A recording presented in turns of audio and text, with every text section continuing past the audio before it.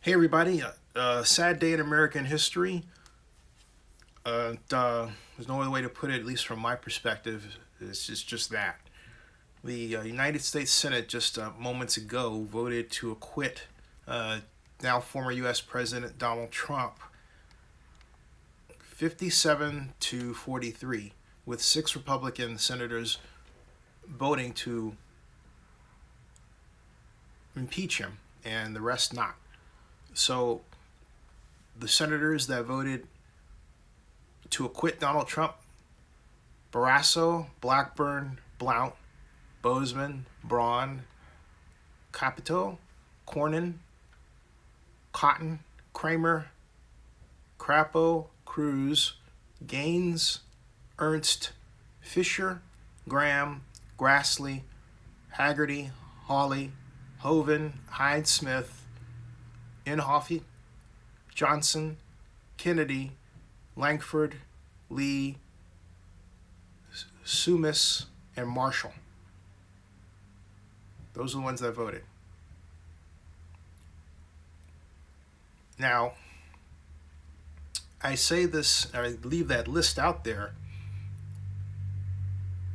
to remind everybody that the senators, those 43 senators, names of which I've just named off, okay? Uh, those, or someone said 43 traitors. I don't want to go that far. Uh, I'm not going to say that, okay? I'm not going to say that. But the the list, that's only actually part of it. That's half the list. But the list that I named out to you, and I'm going to continue to name, are people who, had it not been for the the fast and smart work of Eugene Goodman, who received the Congressional Medal of Honor, quite possibly would have died, or at the very least been so severely injured they went to the hospital or had to have gone to the hospital. Okay, so what they allowed to happen was essentially they allowed people to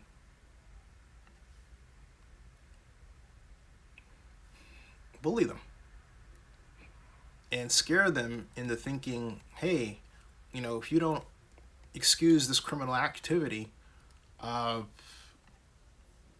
in some kind of way, you're going to be in trouble. That's what they did.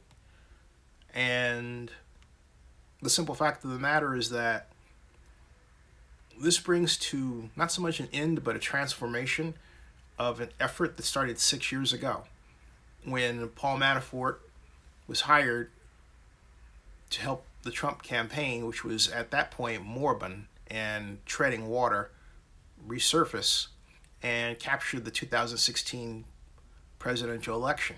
Paul Manafort's a guy that you normally hire for some job in Eastern Europe where you want to overthrow, not so much overthrow a government, but basically overturn an election. Same tactics, okay? But just more advanced because the technology was available to do so. And what Paul Manafort did, as explained by my friend Rick Gates, who was his deputy campaign manager, both on this show and in his book Wicked Game, which I recommend that you get and read, uh, what Rick laid out was how Manafort was able to use data techniques and coordinated social media campaigns to quite literally fake information, put it out there, create fake conspiracies like QAnon, and then have them become part of popular culture because the media simply repeats what it sees again and again and again, and it doesn't investigate to determine if what they're being told about is real. QAnon came from FBI Anon, which came from a 4chan room, if you will. That's where all that started. in 2016, I didn't have the details of how all this was working, but I knew something was wrong, such that what's called right-wing media was working in concert with each other, whereas left media was not only not working in concert with each other, it wasn't supported by the Democratic Party. The Democratic Party stopped supporting left media in earnest after 2008. That was the last time that bloggers like myself were invited to actually attend the Democratic National Convention, and we had a special area for us. The Democratic Party did not afford bloggers that kind of respect in 2012, and certainly not in 2016. And in 2020, media shifted so much that you're kind of left with bloggers and a handful of mainstream media. Even with that, the Democratic Party only called on the mainstream media, the majority of which is funded by conservative-leaning hedge fund managers and investors. So there's this old saying about following the money, right? You can follow the money in this case and find out the end result of their works. I warned the Democratic Party about what they were doing. And then I had a friend of mine going back to college, was here for Thanksgiving, laughing at me when I said that social media got Donald Trump the 2016 election. But as you know, and I know, watching this now, what I knew then was true and proven since then. What they did from an entirely other perspective, I have to say this was extraordinary. What is equally extraordinary is how stupid the Democratic Party has been to not A, see it, and B, fashion its own counteractive. What do I mean? Well, simply a left-leaning media network that makes sure that left-leaning media organizations are properly funded. The Democratic Party doesn't care to even try to do that. Sure, they'll say it's a great idea, but you know what? They've been saying that for years. When I tried to notify the CEO of the Democratic National Convention in 2016, the Reverend, on Twitter, I put this out on Twitter under my account, Zenny62, which has since been suspended because they didn't like someone in Ivanka Trump's camp, I'm guessing, they never told me, didn't like that I said, hey, your dad declared war on Iran as we're going to CES where you, Ivanka, are going to be speaking, which puts a target on our collective backs. I was simply saying, hey, can you move the date, right? Not an unreasonable request, all things considered. CES draws almost 200,000 people. I'm getting off the track a bit. But my point is, when I did have my account, I pointed out, hey, to the Reverend and to anybody who wouldn't listen. And then I got a hold of the WikiLeaks email dump, and I found out that even I was being lied to by Karen Butcher, the Democratic National Convention at the time, who told me that she wasn't the press contact for the convention. In an email I found to John Podesta, she was. So our party has a lot of cleaning up to do. In other words, this didn't happen just because of Donald Trump. It also happened because our party let it happen. You know, people, including myself, were hoping that the president would get better, knowing full well that he was operating with something less than a full deck, because somewhere in that game that he created to get the presidency, when he realized he had it, he changed. What do I mean? I mean this. When I was talking with Rick Gates for one of my interviews, during one of my interviews, excuse me, he said that something that's in his book, Wicked Game, he said that the president, when he found out he won the Republican nomination, had no reaction. It's like, oh. It's a passage you have to read because it's as shocking as it is unbelievable. He expressed no joy. And so, prior to that, by a year, that same Donald Trump was saying that Confederate monuments should be in a museum. Then, in order to get elected by the type of people he's trying to trigger, he switched. And what happened is very simple, folks. He realized he had a lever he could pull to do literally what he wanted politically. And that lever was simply to trigger his base. It was like as if every Trump supporter was hooked up. I mean real Trump supporter. And I don't mean people who were, on the fringe, or maybe people who didn't like Hillary so they voted for Trump. There were a ton of those, okay? But the bottom line is Trump supporters were literally hooked up to this. But they were also hooked up to it in real ways, like cash. In other words, the Trump campaign was paying people to post on social media, to take on personas, and so on.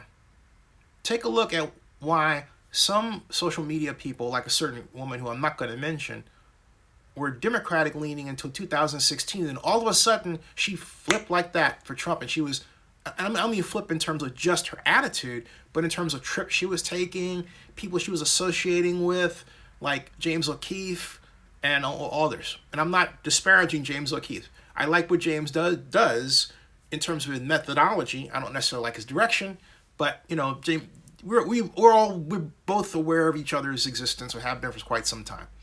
At any rate, my point is that, and by saying it that way, I'm simply trying to point out that a lot of this is a political game, or as Rick Gates put it, a wicked game.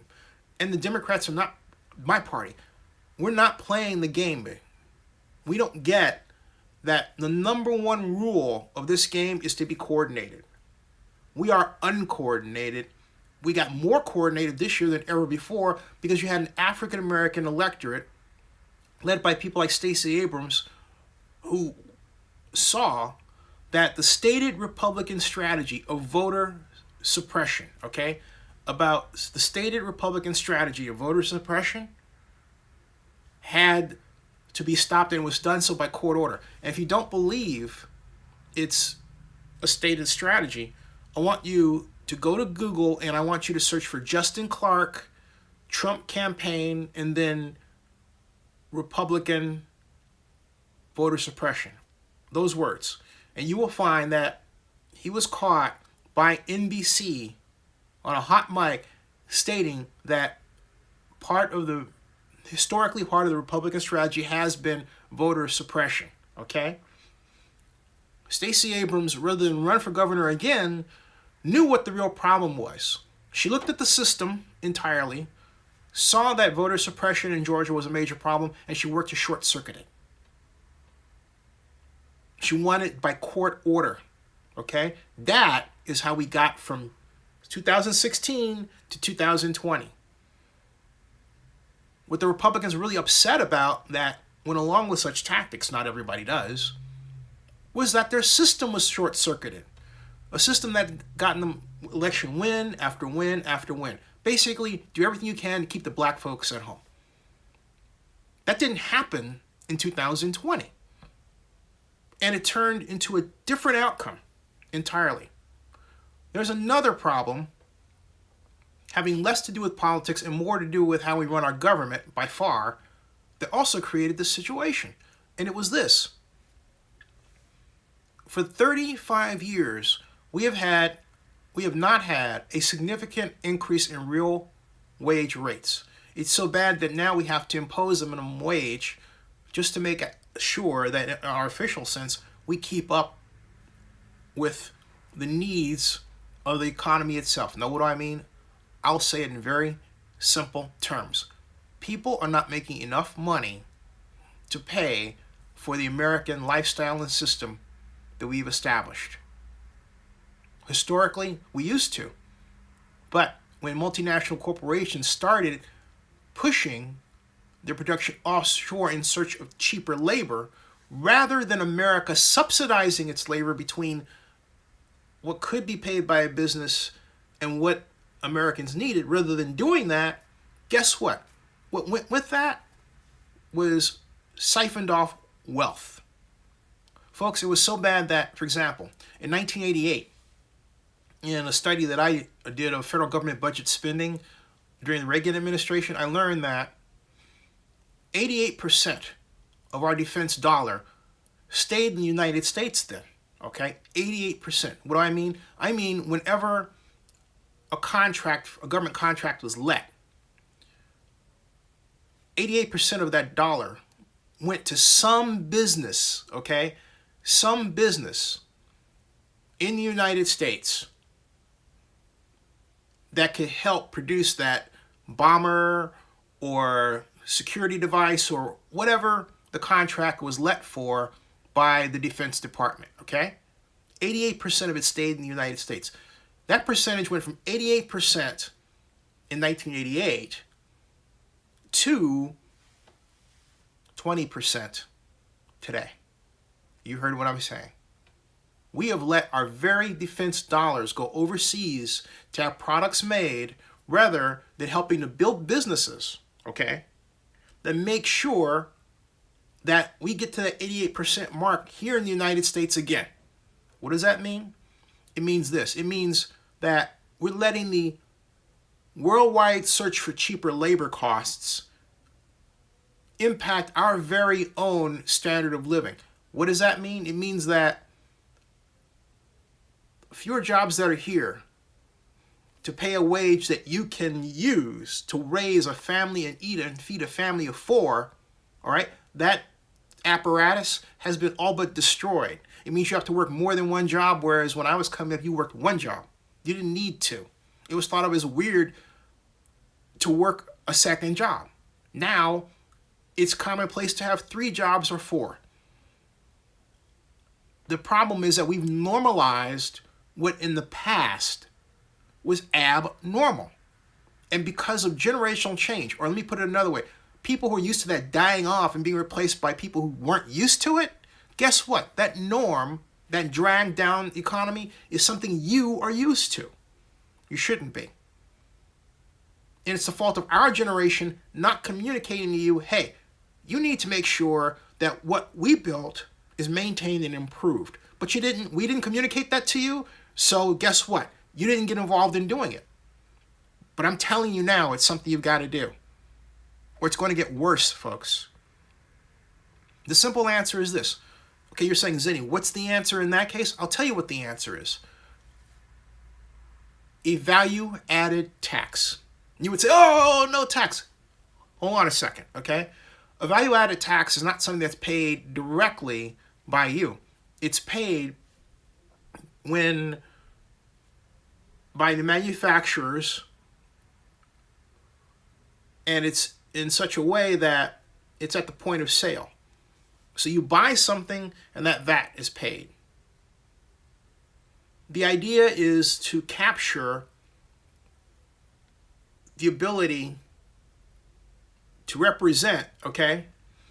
To represent that the idea is to capture the wealth that's added to that product being made here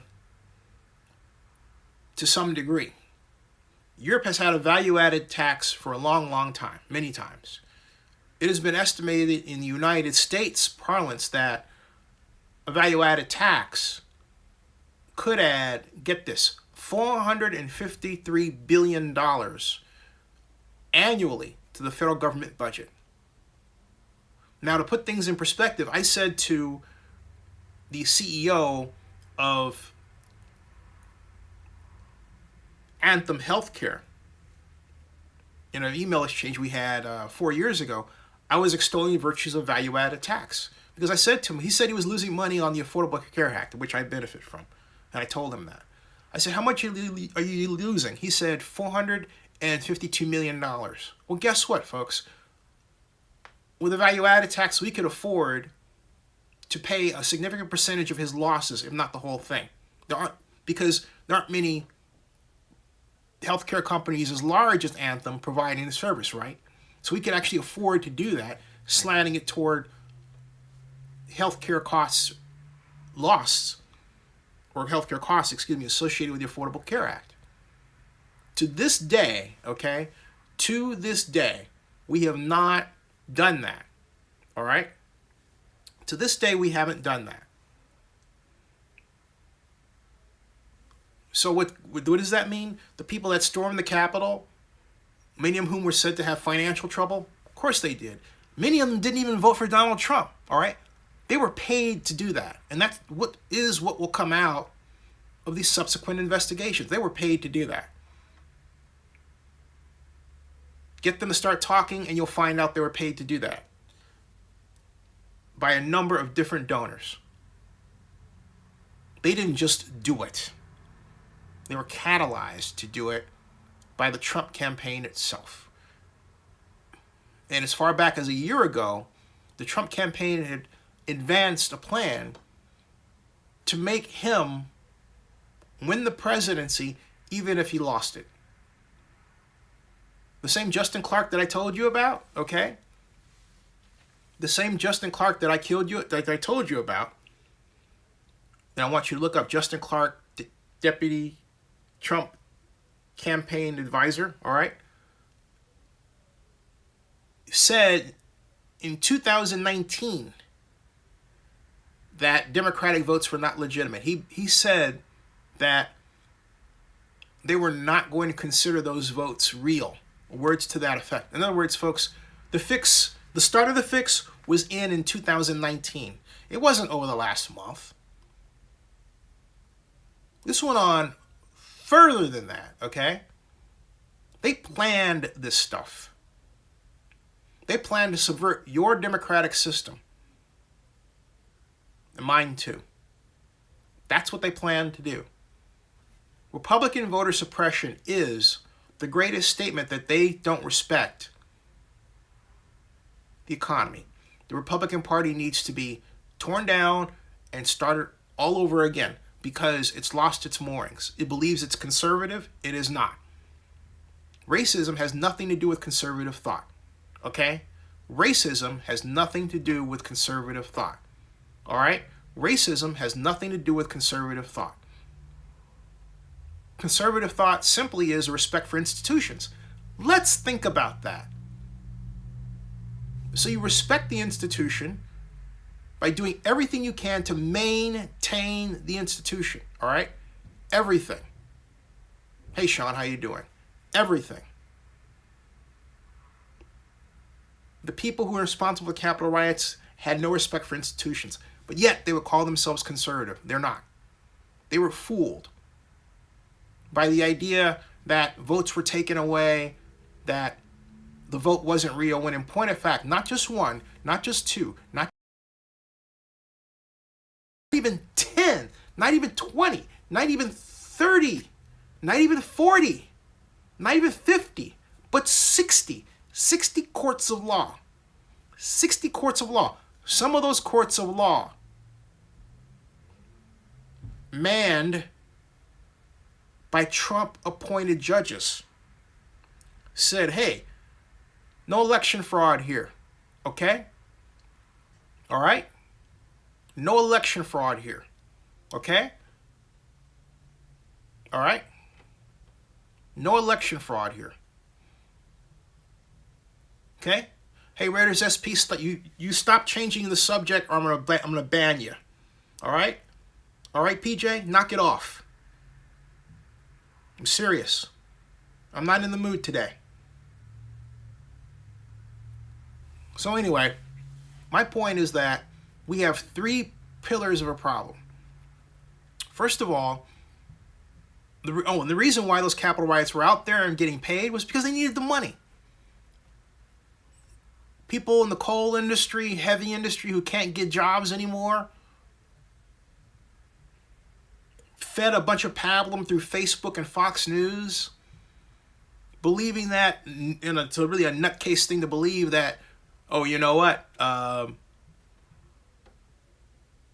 this is something that, oh, you've got to have these other people are taking my jobs and all that stuff. You believe that, you're an idiot. If anything, the real enemy to the kind of jobs that you have wanted is described in one word: automation. If you don't know programming, if you don't understand how to build systems online, I'm going to say something bluntly: you're in trouble. If you don't know somebody who knows that, you're in trouble. I'm not being kind with this. I'm being serious. Learn at least one programming language. What do I recommend? HTML, building websites. Basic. So you can understand, because if you learn basic programming, you can understand the building blocks for every other program that's out there. Some like FML, which are so esoteric that you've never heard of them. I know it. And others like C++, okay, which are widely used. Learn programming languages and make sure your kids learn it. Don't let them get away with, music appreciation. If you let your girl grow up majoring in music appreciation, you have condemned your girl to economic poverty. Okay? Don't let that happen. She'll be running around looking for some rich dude, okay? And next thing you know, be disappointed she can't find a rich dude, or then maybe she'll find a rich girl, all right? Do not let your daughters be subjected to economic poverty. Put them in places where they know how to use their mind and think. Because this device that we're using, which has built my company, or helped build my company, hasn't helped a lot of other people. It's provided entertainment, all right? It's provided entertainment, right? Okay? But, okay? It's provided entertainment, but here's the thing. That's it. Okay? That's it. Matt, knock it off. Or I'll knock it off for you. I want you to pay attention to this. All right? I mean it. I mean it. I'm not here for that. Okay? So I want to make sure that people are out there thinking about what's going on, because there's a lot of not thinking. There's a lot of reacting. There's a lot of allowance of triggering. Okay? No more. No more. All right? So I'm saying right now we've gotta move beyond that. Okay? All right? Thank you, Matt. Thank you, Sean Watson, for doing that. Sean's our moderator. Sean, you have the calm. All right? And let me come back to my statement regarding minimum wage. And I'm going to say something too. Defund the police is a stupid idea. Why? Because that was never really the problem to begin with. The problem got sidetracked. The problem is this. Listen to me. The problem is this, okay? Listen to me. Listen to me. Listen to me. The problem is this, all right? Pure and simple. We need to subsidize labor so that if you are taking a job that pays $8 an hour, but you need an additional $7 an hour to live, we can pull from a government pool that would be paid for by the value-added tax to fill that gap. Guess what? You have the wage that you need to live. Meanwhile, the business is able to pay you at a rate that the business can afford. So what happens? The job is maintained. That's what happens. That is the future we need, folks. You understand? I'm going to repeat it again. $15 an hour wage, okay? But the business can only pay $8. So the business files, and the business does not report this. That should be a criminal fine, because you're hurting the economy. We're helping the business employ people, and they're going to go on and they're not going to report it? Come on. Okay, a fine, not a criminal fine. That's a bit much. I agree. That's a bit much. That's a bit much. That's a bit too punitive. Okay, I'll take that back. All right? That's a bit too punitive. Okay? That is a bit too punitive. Okay? Period. End of story. So I'll take that out. All right? But the bottom line is, punitive measures aside, we need to subsidize labor in a way we've never done.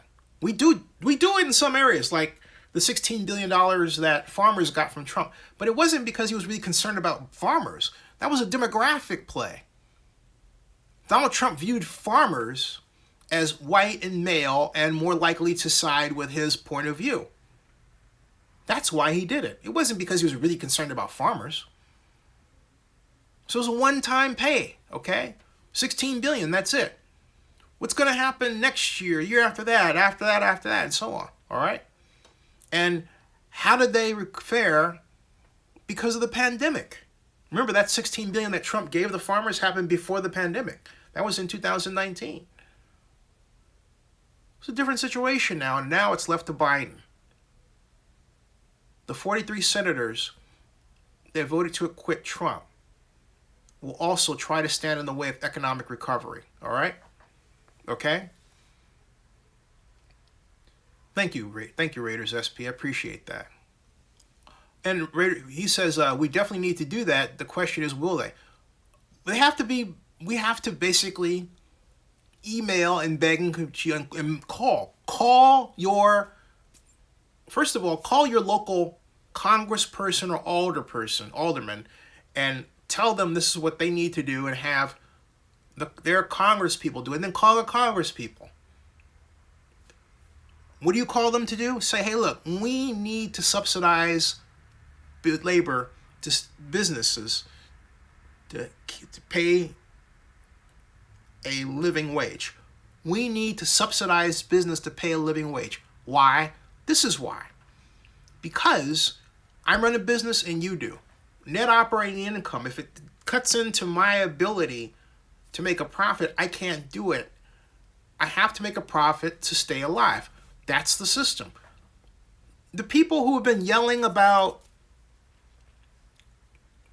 Democrats and socialism and all this have no clue how their own economy, their American economy really works. It works like this. And if you took economics in school, which I hope you did, you learned it through the circular model of the economy, all right? If you haven't seen the circular model of the economy, all right, I'm going to show you what it is. Circular model of the economy right now, okay? This is something that you should have gotten in school. And again, if you haven't gotten it in school, all right, it is criminal, but it's very simple. This is what it looks like, folks, right here. Like there.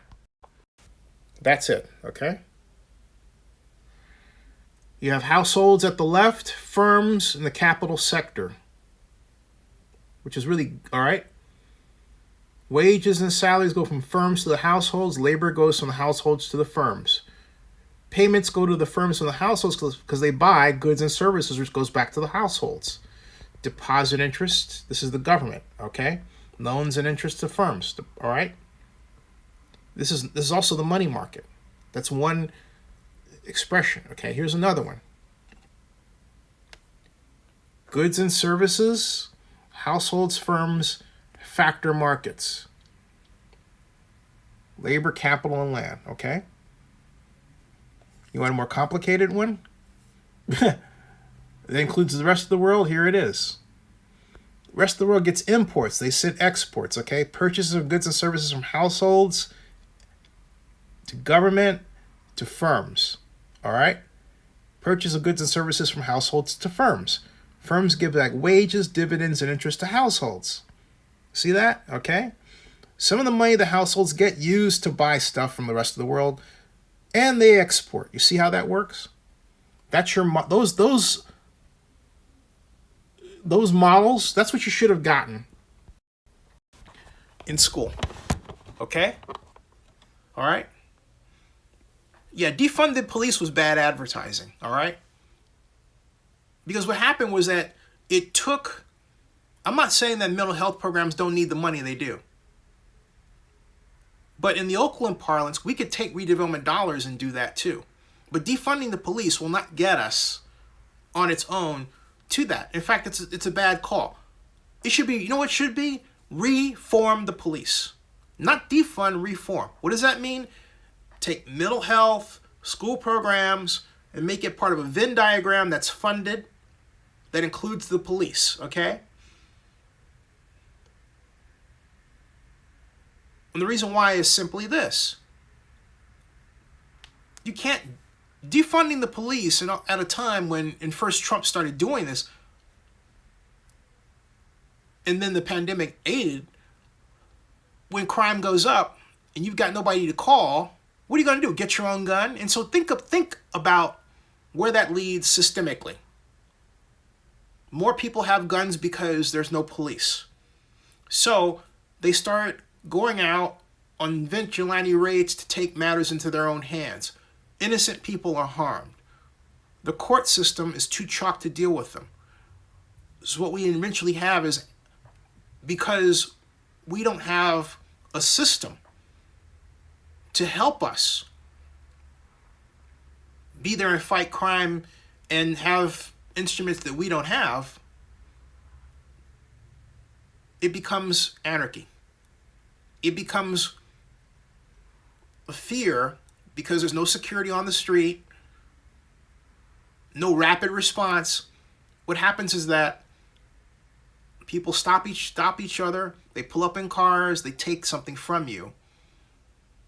And then maybe if you're lucky, maybe if enough people come together, as was the case in the Oakland Chinatown situation, you catch the culprit with cameras.